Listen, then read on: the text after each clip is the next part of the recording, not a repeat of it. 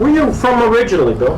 Rutherford Heights. It was a railroad town about the size of almost Jamestown. So you're a pitcher? Yeah. And right-handed, left-hander? Right-handed. Right-handed? See. Let's take a look. What was your pitch here, Bill? Pardon? What was your best pitch? The splitter. Is that right? Yeah. I had a good fastball and a good curveball, but as soon as I get 2 strikes on, I'd throw that splitter, and it just like a knuckleball, it'd just dip out of the way. So that was your pitch? Yeah. You signed with the Pirates in 1939. Yeah. What did they decide to do with you? I stayed in the Penn State League for about might have been 2 weeks. And then they had too many people in McKeesport, and they wanted to know if I'd be willing to go up to Jamestown. They just bought this, and I didn't know where the hell Jamestown was. And I said, well, it's all right with me. I said, I want to play ball. And I got up there and had no problem. Well, he wasn't too good a manager. I shouldn't say that, but he wasn't. He went riding a bus with us. He had a V6 Ford, and he'd always ride in the bus. And he wasn't very trustworthy. The business manager used to give me all the money to pay the hotel rooms when we'd go up into Hamilton, Ontario, and all the trips. And Mickey used to pay them. And unfortunately, he was charging about collecting 3 times more than he should have for these. And he put it in his pocket. And when I took the change back to give the business manager, Jim Matthews, boy, he got madder than hell. I said, he'll take out on me. He said, I'll see that he don't. But he said, I'm going to see that he brings the right change back. Mm-hmm. So I said, well, okay. So he didn't treat me too good after that. We made $90 a month. Is that right? That's right. So your contract was with the Pirates. Yeah. Now, George Goodell, he played what? First base. First base? Mm-hmm. Tell me about George Goodell. Very good. Good hitter. Mm-hmm. Was it much of a team? Very good hitting, but every time I'd pitch, they'd all try too hard. I'd get beat by 1 run. When this black pitch, they scored 10 or 15 runs. And they all said they couldn't understand it. But I had an average of striking out about 10 people a game. My gosh. And that's why I couldn't, but if I got wild, you might as well take me out of the game. I couldn't hit the damn plate for, well, I'd walk about 4 people in a row. Then it was too hard to make up. It was on 2nd Street. I lived with an old fellow that he would help me a lot. He played for the Cincinnati Reds years back. And he used to come to all the games, and he said, now take it easy, don't get too anxious, and you'll do all right if some guy got a hit. And I'd listen to him, and he really helped me a lot. How did you get from your apartment out to the ballpark?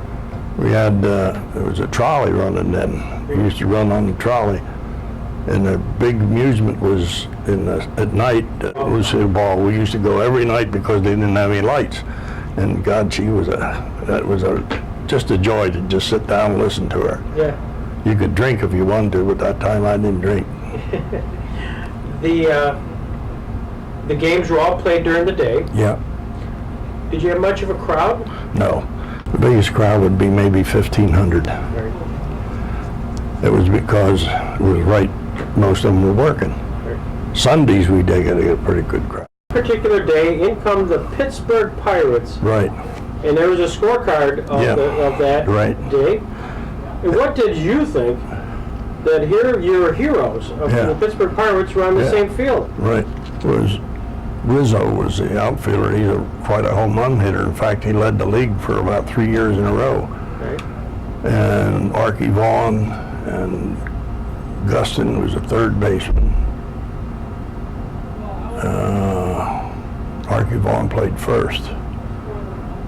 And the guy, the bow-legged guy, what the heck was he? Hannes Wagner? Yeah, he was a shortstop. They had an umpire, I think his name was Shylock. And they used a rubber inflated big chest protector. It was clear there and there.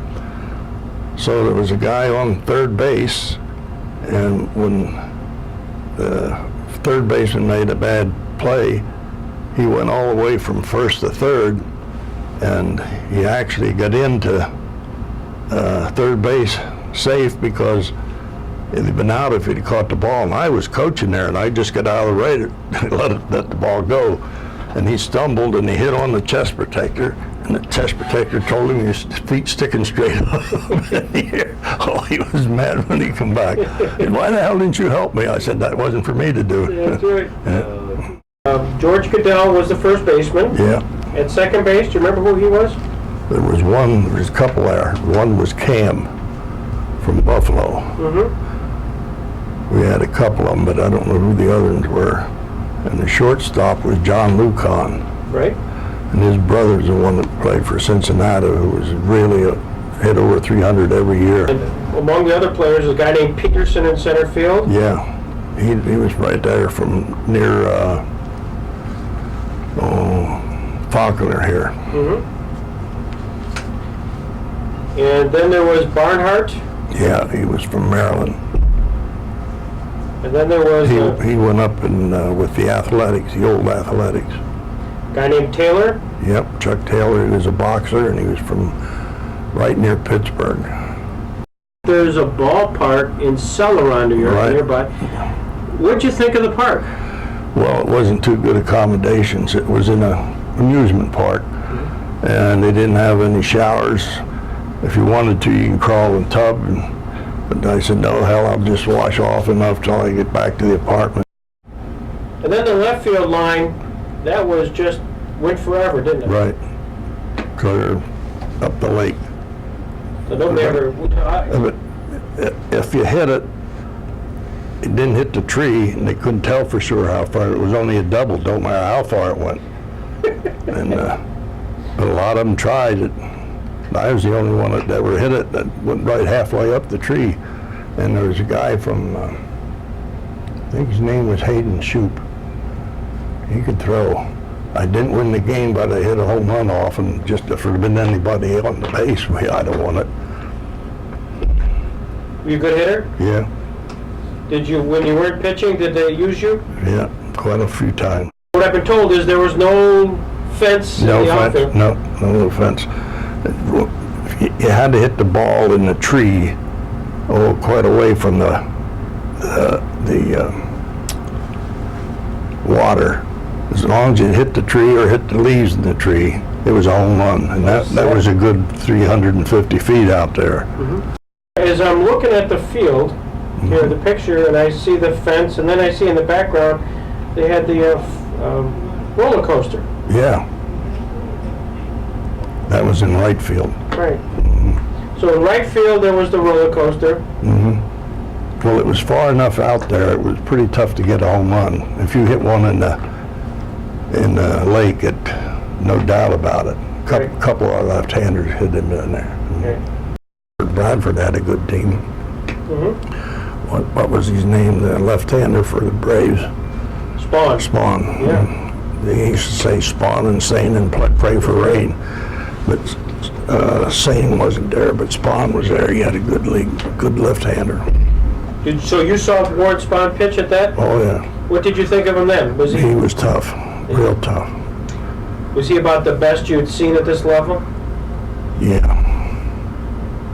We did beat him once. In your Sportorials, which was done by Stuart McGuire, which simply said, if you don't think Big Bill Abraham Lincoln Black is a throwback to his famous namesake, at least as a rail splitter, then choke on this. Bill split his own bat last Sunday, another yesterday, and 3 Batavians split their wands trying to smash his pitches. Yeah, I used to throw, would go either way, all depended. If I put my finger like this, it would go in against the right hitter. If I put this and down this way and the ball down here, it'd slide right in against the left-hander. And they'd try and hit it, and the grain would hit the grain and tear it right in half. You're the only guy I know who has pictures of Celeron baseball. Yeah, right. You're welcome.